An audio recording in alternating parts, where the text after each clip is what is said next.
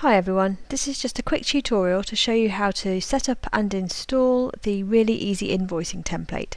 I'm using the free version in LibreOffice, but it's an XSLT file and the instructions will work whether you're using Excel or OpenOffice, and it makes no difference whether you're using a free version of this template or a paid for version.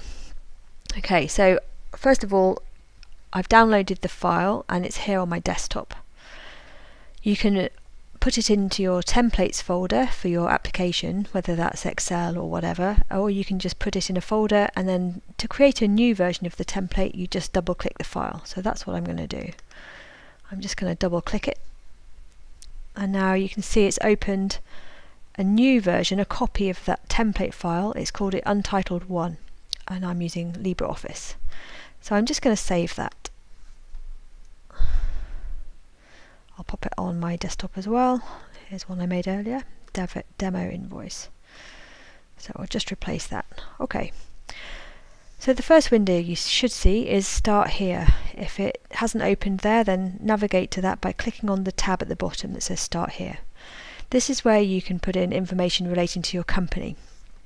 So we just go through this one by one and enter all your company details. I'll do this as if I was doing it for myself. So this is what my customers see, website, address, the registration number, let's pretend that's my SIRIT number, the reporting years, that's fine, 2019. So company address, you could change that, I'll just pretend it's okay, so that's my address. Payment terms, I'm just going to change that to 30 days. You can customize this as well.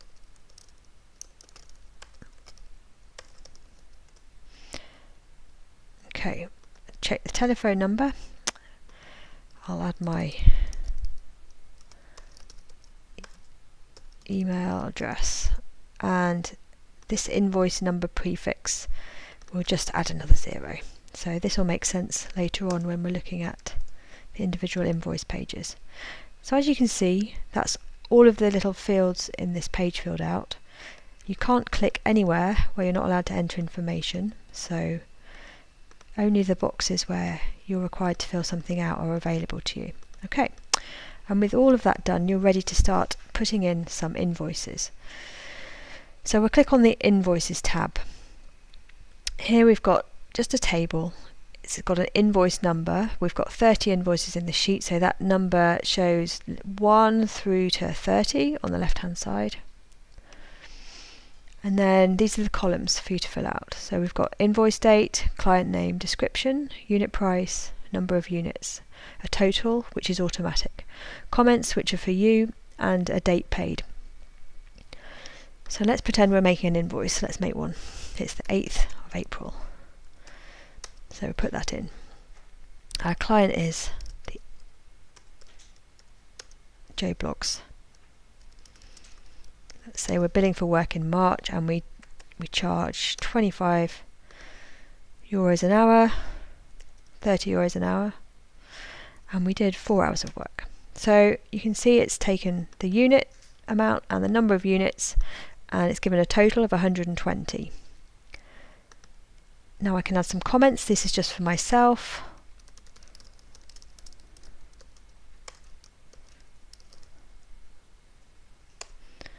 So, and then we'll leave that blank because at this stage we haven't had an invoice paid. So now that's all put in, we can click this button. We have to hold Control and press click, and it takes us to the first invoice. You can see it says invoice. Again, you can't click there. It has the company name from the front page, the address, the invoice number, which is a combination of the prefix that we set on the first page and the invoice number here, the 1, the invoice date, which is coming from the table. We just put that information in.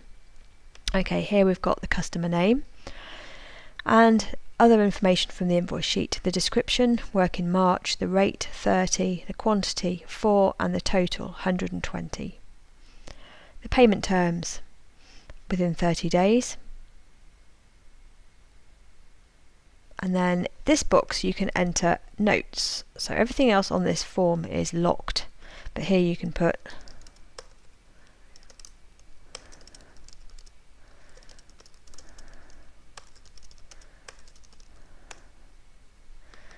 there you go. So there's a comment from you, or from me in this case, and that's our invoice done. So now if we click File and Print, well, let's preview first. So we'll print preview and see. You can see it's laid out. It doesn't have some of the other, it doesn't show that button, the top bright yellow box. It just shows you the invoice. So now if we close the preview, we click File and Print, it brings up your printer dialog and it will print what you just saw. So you can make a PDF or a hard copy on your printer or whatever you want to do. I'll just cancel that for now because I don't want to do that. So now if we go to totals, you'll see here that we have a sent invoice. So we've created an invoice, it was sent in April. In April we have a sent invoice, 120 euros. You can see we haven't received anything yet, which means we're owed 120 euros. Okay, if we want to go back to the invoice list, we can click on the tab at the bottom here where it says invoices, or we can control and press this little link there, and that takes you back to the page, the invoice page. So here we are back at number 1. Let's say Joe Bloggs has paid. So let's see if it'll let me put a date. So now it's the 9th of April and Joe's already paid. So if we want to go back to summary, we can click on the totals tab here, or we can control and click on the box, and that will take us to the summary page. And so here again we can see now that we sent invoices for 120, we've received payments of 120. So we're actually not owed anything. If I go and change it now then, in here, let's say it's not paid until May. Okay, we do that, you can actually now see the payments has moved to May. So in April we have a total, we sent 120, we received nothing. But in May, so far we haven't sent any invoices May, but we had a payment.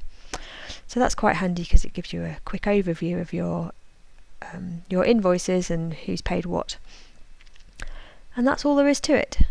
So as I said, there are 30 sheets in this free version, and I'm working on a paid for version which will include more invoice sheets and some more customizations that will be of benefit to you and your customers. So email me if you have any questions or comment on the blog post and I will get back to you. Thank you.